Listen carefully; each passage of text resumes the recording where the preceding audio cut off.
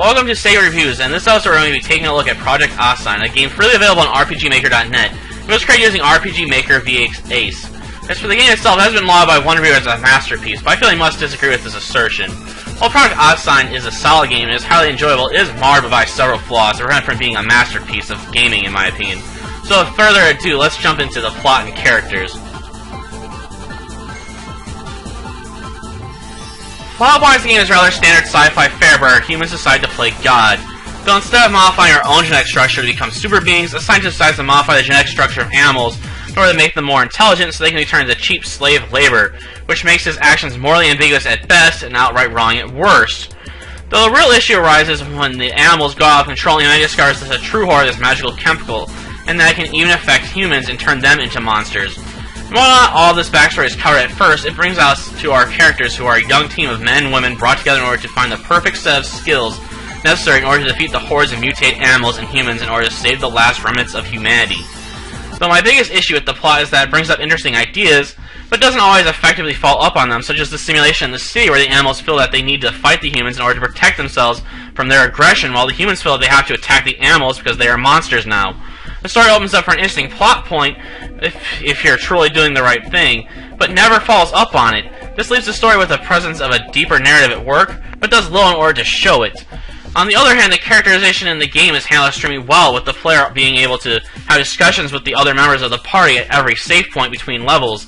And these discussions contain multiple paths and allow for the player to represent themselves and explore the personalities and backgrounds of the other party members in turn. And a final nitpick that is barely worth mentioning, the game does contain a few typos as well. Graphically speaking, the game has a character design that feels highly inspired by Japanese animated works.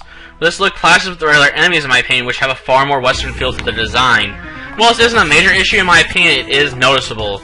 Outside of the minor clashing problems, the game is rather varied in terms of the appearance of the dungeons and the amount of available enemies to fight, with a total of 162 unique regular enemies, and none of them are created through palette swapping. On the silent side of things, the music score is rather enjoyable and varied, considering this dungeon crawl only contains 10 floors. The only downside to the background music in this game is that there is no apparent way to turn down the volume in-game so you can listen to something else while you play. Though where the game really begins to suffer a few issues is the gameplay itself. While all the issues are rather minor, they do add up to create a stay on the game, which prevents it from being a masterpiece in my opinion. The biggest issue in terms of gameplay are the bugs, and the first of these issues was supposedly fixed in a previous update to the game. Despite developers claim that having fixed the augments that add elemental affinities to your weapons, they are still not equipable. Another bug in the game is that the pepper spray ability doesn't function correctly, and instead of having the enemy's magic stat, it doubles it. While this error can open up opportunities for other tactics utilizing a specialist with the stat steal ability, it's still an error. And the final issue that I came across is that the triple stat ability doesn't work.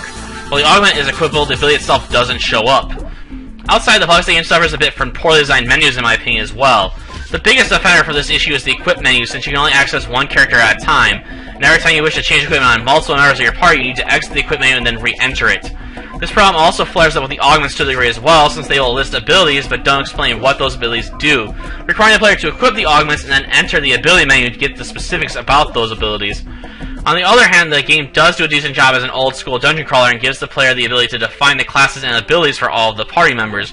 But even though I'll praise the game for the effort put into balancing the classes as much as possible, I'll also decry the system to a degree as well, since you can't look up the abilities of the various classes in order to get an idea on how to build your party without doing multiple restarts or going to a specific web page. And on a positive note, unmarred by issues is the combat itself. The battles feel extremely quick and reward the player for using their abilities strategically, and also makes the player consider the advantages of agility over damage capability as well. After all, the ability to deal damage in conjunction with certain status effects can be negated by certain enemies with high speed and the ability to steal those advantageous status effects.